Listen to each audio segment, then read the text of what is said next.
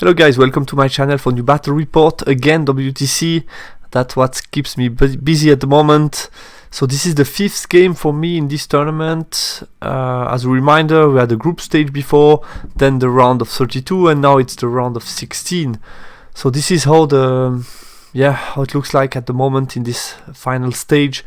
So we are here at the round of 16, and I was playing against Mustfeed, player from Germany, for this round. So this is my list again. You can make a pause if you want to have a look at it more in detail, but you should be familiar with the list if you watched the previous battle report. So this is my opponent's list. I'm very familiar with VC because my usual opponent for physical games plays VC, so I know them pretty well. I didn't need to write as much as I did for the previous battles. Basically what I need to be wary is the number of chaff that he has. You see, it's a list that doesn't have that much combat power. Basically, they rely on Wind Reaper and Shrieking Oar doing the job to push back the opponent, and then he will use the chaff and do some magical range damage. That's how it works, and then he has some block that he can use to try to pin me down. So I saw more or less how he can play. I think where I might struggle in this battle is the fact that I have quite a lot of combat power, and especially some units that are very problematic for him, for example the Anointed, but we'll talk again about that later in the matchup analysis.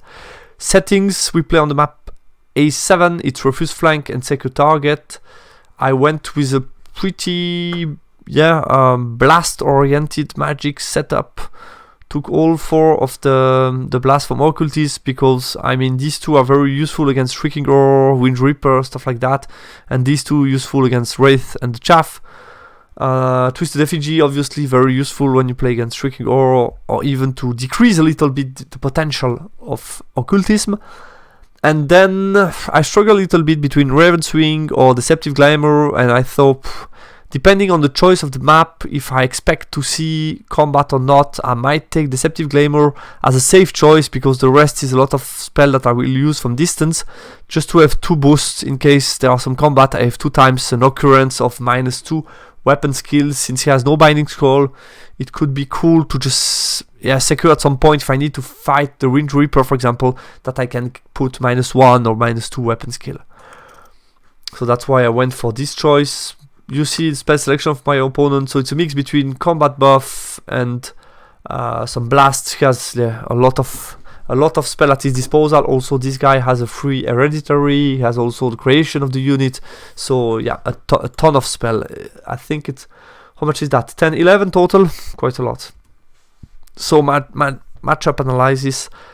Yeah, combat wise, I feel stronger. I think I have more combat power than him. We play second target. He's a VC player, meaning I would be okay to play second, see where he goes, adapt my deployment, and finish. On second target, it's rather good to finish and play second, because you can do some swift reform and move and try to score. So yeah, I think I would be totally okay here to play second.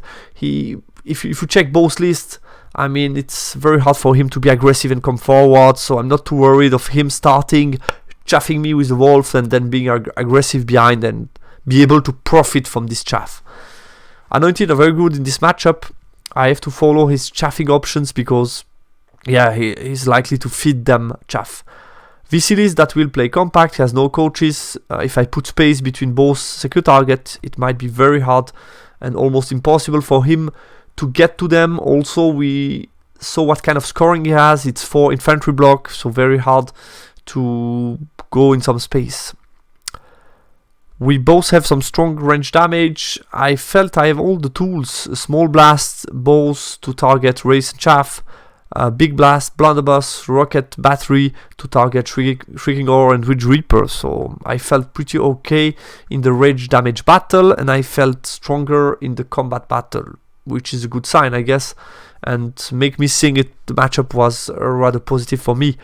And yeah, depending on the side roll, you will see the map. I expected 2 completely different type of games. So this is the map we have. In this case, I run the roll for sides, and I cut that way and put my token here below. If you remember on refuse flank, I think I talked about that already, but it's cut like that, and basically you have a big triangle, so to say, where the opponent cannot put anything in front of you, and then you have a weaker triangle where your opponent can try to put more forces than you I cannot face the Shrieking Gore, for example, because of the line. So I used the big triangle to my advantage here to put my token, and he put his, as I expected, quite far away, but yeah, try to take advantage from his big triangle in comparison to my small one here. So the fact that I cannot put too much forces to face his army, he used that in his favor, so I think that was pretty logic. And yeah, I found funny, this is a screenshot of the preparation I did. You can see that I know VC pretty well, because I expected something almost identical to what he did, meaning the token is very close to the position I took, and yeah, since he dropped for first turn, the Shrieking is a bit more in front, and basically since he dropped everything for first turn, I adapted and just changed some position. For example, here the Kadim Titan, I realized that if he goes with the Ring Reaper in the ruin, I might not do that much with shooting, and here the Shrieking Gore being on the left, I thought here having the Kadim Titan as a response might be very interesting. So I thought that was funny to check how close my prediction was for his deployment. So he dropped the following: Shrieking Gore, Wraith, a Court unit, double Zombie with 2 character, 3 Banshee in the big block of Skellies, double Wolf, and Wind Reaper. And I put Vassal Levies, try to score this scenario. I was feeling confident that they can do it without any trouble. Then 3 Anointed, Chariot, the Bull on the right. And yeah, on top I put quite a lot of scoring units, because yeah, I don't like the term secondary objective. For me it's primary the objective, and then after I try to play for battle point. But I think here the objective is always very nice to get, because you get a very nice margin of points in your favor. So if you play strongly for the objective, then your opponent has to get some points back and has to fight for the objective. So in this case, I knew we are going to fight for this one. I knew he has 4 scoring here, so I tried to put as many as I could on this top part, so all my scoring are not too far away, as close as I could to this secondary. So here you have a Vassal unit that was also positioned here to intercept possibly some chaff. Bow guys are a bit in the back, will not be that effective to shoot at targets early on, but might have a role to play for this objective. Kadim Titan here to counter a little bit positioning of Shrieking Gore. I made sure that I can minimize his turn 1. That's something that I usually do. If you don't start and your opponent drop for first turn, basically make sure that you can minimize a little bit what he can do with range damage. In this case, I just ensure that there is no Shriek onto Kadim Titan or Anointed turn 1, because yeah, I could do it without too much cost. So yeah, that was my deployment, and here we have the Bastion in the middle. We're trying to put some pressure onto Wind Reaper and then come slowly towards the focus point. So let's start. His turn 1. He moves to the side aggressively with Shrieking Gore, which surprised me a little bit, because he needs a Raven's Wing to be able to scream at me, and if he doesn't do it, then I can shoot at him freely. So I was feeling, I was kind of surprised that he went so aggressively with Shrieking. Then the rest pushes forward and he uses the first piece of chaff to chaff all 3 of my units. In his magic phase, he puts very strong magic phase, -1 leadership and resilience. Rolled a 5 and a 6. He got +2 with the book, so it's already a 13 with 2 dice. I have to let that in because I wanted to dispel the Raven's Wing to avoid him trying to cause wounds onto Shrieking Gore. So I let that in. Then he does Gravecall, did 3 wounds to my Kadim Titan. Mark for Doom against Kadim Titan, I was able to pass my ward save, and with Shriek, he killed 4 of my Vassal Levies. Obviously, I made sure I'm within 6 of my Anointed. I'm getting used to this new Infernal Brand rule and getting it to 6 to get the leadership of the unit. So yeah, that works well. My turn 1, I charge with Vassal Levies onto the back of the chaff to deal with them. I move the Kadim Titan to shoot within short range. And yeah, I try to, with the position of the Kadim Titan, to free up space to be able to shoot with as much bows as I could. I got the 24 range, meaning I should be able to put some flammable token onto him to get reroll to wound onto my shooting, which is really nice. because it doesn't get his regen. I get reroll to wound on the 4-up, so I hit on the 4-up with 4 shots. I was expecting a lot from these shots. Just reposition them to anticipate a little bit what he might do against them next turn. Push forward with the Bastion. Position my bull to give him like an 11 charge. If he wants to charge me, fine. Only 2 model in contact. I have plenty of counter charge. And yeah, the rest just move forward carefully. In the magic phase, cast a breath weapon on myself. We'll kill 3 of these guys. Cast a pentagram of pain against them. Kill 4 of them. 1 left, unfortunately. Then I try to put Twisted Effigy onto Shrieking Roar. It dispelled that, but I'm able to get an Hereditary onto Shrieking with 1 dice, which is nice because in case I miss with all of them, I can still get some flammable token for the shot of the Titan. And bow shots against the Shrieking Roar. I did an unexpected wound, and I put 2 token on him, so I was very exciting to shoot with Kalim Titan, and I got like a 3, 2, 2, 2, 2, so nothing hitting. Close combat, I deal with the wolf without problem. He crumbles, and I reform. His turn 2. Yeah, he continues to play, so he moves forward to use the Shriek against my Kalim Titan and uses them as shield in order that the Anointed cannot charge him. So that's the idea. And the rest, he didn't move much actually, just reposition sideways, but he cannot really push without using Chaff, and he won't wait a bit more. In the magic phase, he rolls Mark for Doom against my Kalim Titan, does 1 wound. Tries an Hereditary, I dispel it, and then he puts a ward save 5-up onto the Shrieking and try to shriek at my Kalim Titan. I have 3 wounds left, but he rolls only 2 wounds. I save 1, so I only take 1 wound, so I was fine with 2 wounds remaining, so I was pretty happy about that. What I think he didn't see coming is the fact that if he kills my Kalim Titan, I can always not use the leadership and the BSB, and it's a 7. If I fail, I can just flee. I needed a 6 to move over everybody, and then I can countercharge with the Anointed unit onto Shrieking Roar, kill it, overrun here, and I'm in a very nice spot here in the back of his line, so it's almost a game-breaking situation.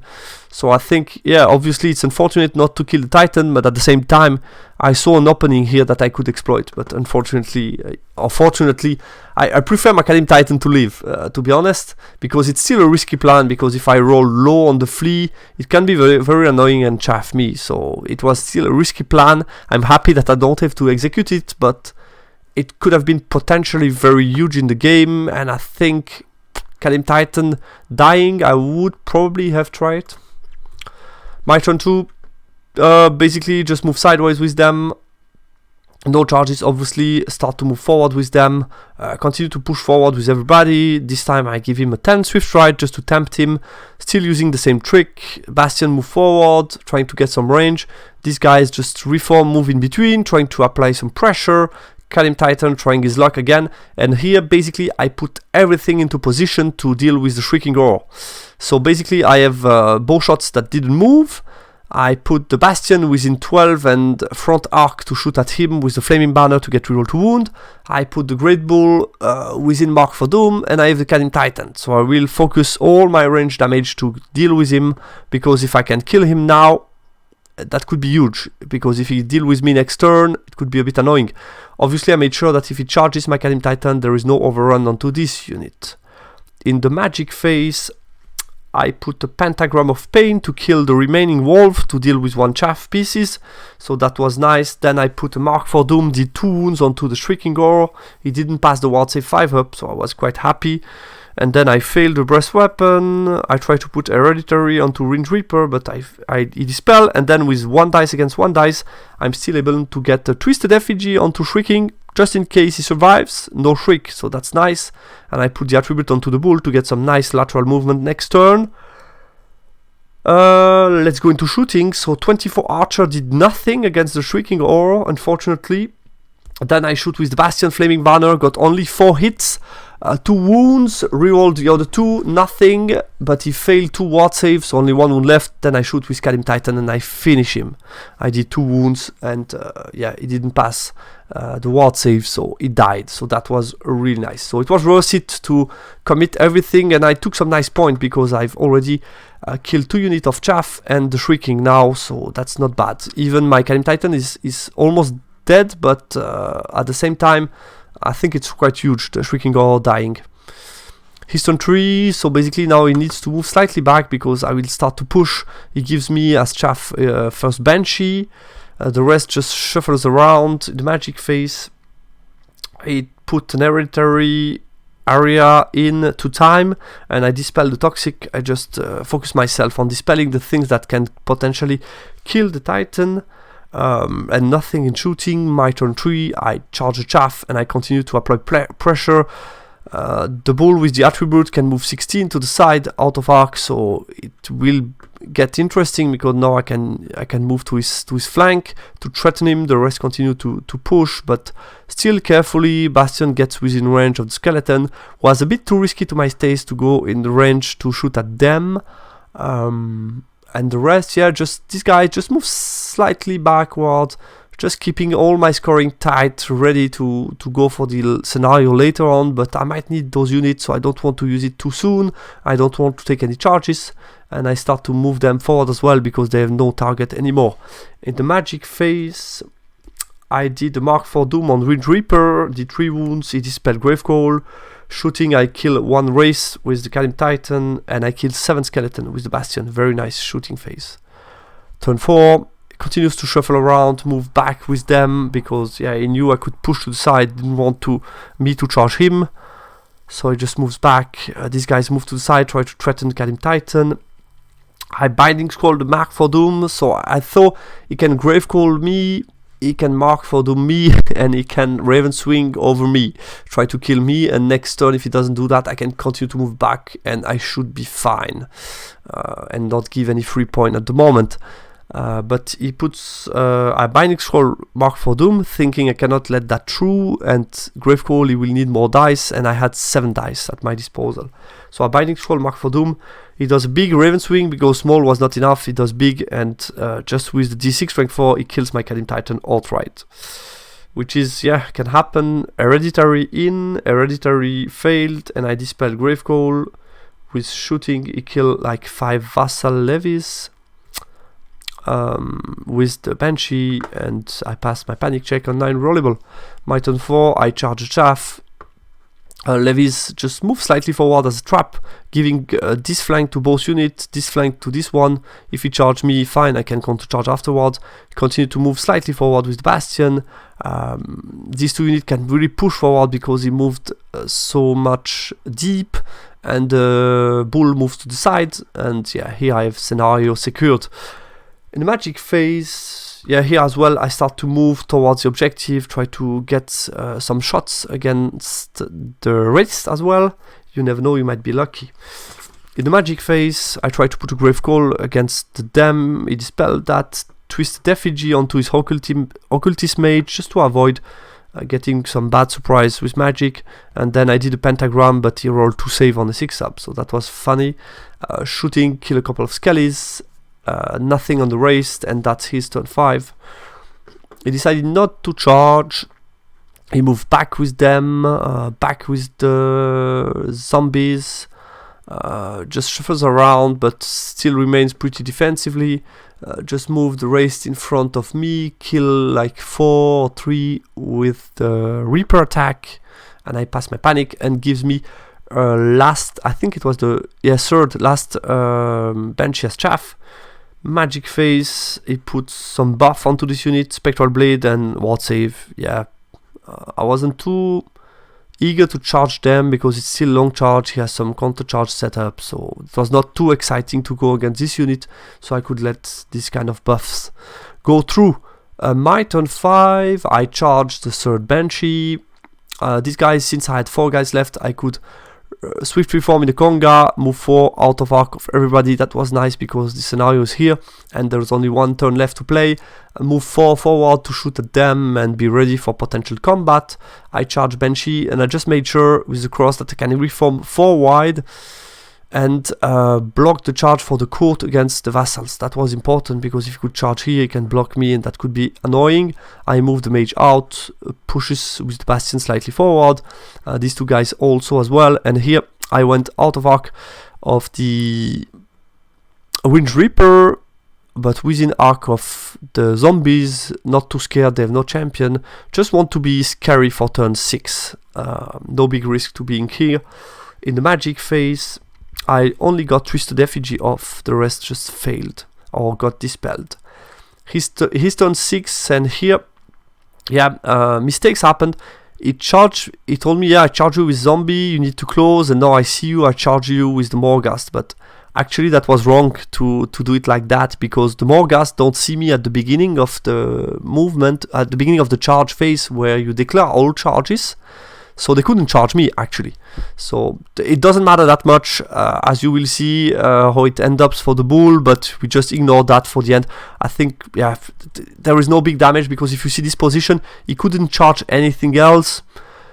I don't know if he would have charged only with zombies to pin me down for 2 turns, maybe to avoid me going against Skellies. I don't know, to be honest with you. But yeah, he made this combine charge, but shouldn't have been possible. Here he double charged me, a triple charge actually, so I was ready for that. I could have done slightly better, I guess, with the reform. Possibly 3 void was also possible to avoid getting so many bodies against me. But I'm feeling okay, but I think I could have been a bit more safe with better positioning, I guess. And that's it. So I have plenty of counter charge, just need to either win combat or stick on a 9 rollable with bodyguard, so that should be okay. The good sign is, the good news is, since he charged all 3 in, I have 2 vassals that are free to go for the scenario. He has only 2 scoring within 6, so I'm sure to win scenario, because I'm almost sure I just don't need to fail any panic check or something, but if other than that I will be fine, and I will have 2, he will have 2, so I will win secondary, so I should be fine. In his magic phase, he went a bit risky. He tried to put -1 resilience leadership. I didn't want that one, but luckily for me he failed. Then he put -2 with deceptive glamour here. He failed spectral blade on them, I guess, boosted. Yeah, he failed that. And then he tried to put the ward save, but I dispelled. Close combat, so here, just that you know, I failed 1 ward save against the zombies, and he did another 3 wounds with the Wind Reaper. I did no ward save at all. I strike back, breast weapon, everything against the zombies. I win by 6, so he crumbled a little bit, but he's still here. And here, I did a total of 14. He had a total of 17, mostly due to static res. I hold on a 9 rollable, so I was okay. Here as well, I passed, I guess, only 1 armor save, so that was really disappointing. I could have even won combat, to my surprise. So yeah, this unit, definitely that's not the best tool to deal with Anointed. The race are okay because of the AP 10, strength 5, but the rest is not that strong against resilience 5. My turn 6, so I double counter charge here. Yeah, I counter charge here. Just in case, but as I've told you, shouldn't have happened, this whole combat. I also here as well, I could have get a triple charge onto here, but I don't think it would have mattered that much. The Bastion would have been more to the right, maybe charged. I'm not even sure. I guess that was not possible to do much better than that for the charge. So yeah, double charge, I don't think they could have fit here. Yeah, and here we're still in combat. Here I could have charged with the big unit onto the corner here, but I just saw, you never know. If I lose combat, I won't be steadfast with them.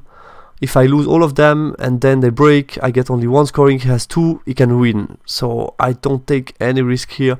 I just move forward, don't take any risk. I should win combat, but doesn't bring that much to charge in. Obviously, I have some ranks. It just brings a banner actually, and that's it, which is not that interesting. And I couldn't charge the flank of the race because it was too far away from the secondary.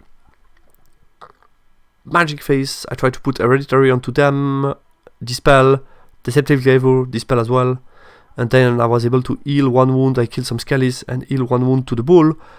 Close combat, just for the story, zombies did the 2 remaining wound on the bull, and the 10 attacks here did another wound, so he killed me, but doesn't count because this combat was impossible. And here, basically, those guys crumbled. I won by like 12. I did 26 wound, he had 14 combat result. Is that possible? I don't remember exactly how that happened, but he did like 5 wounds here.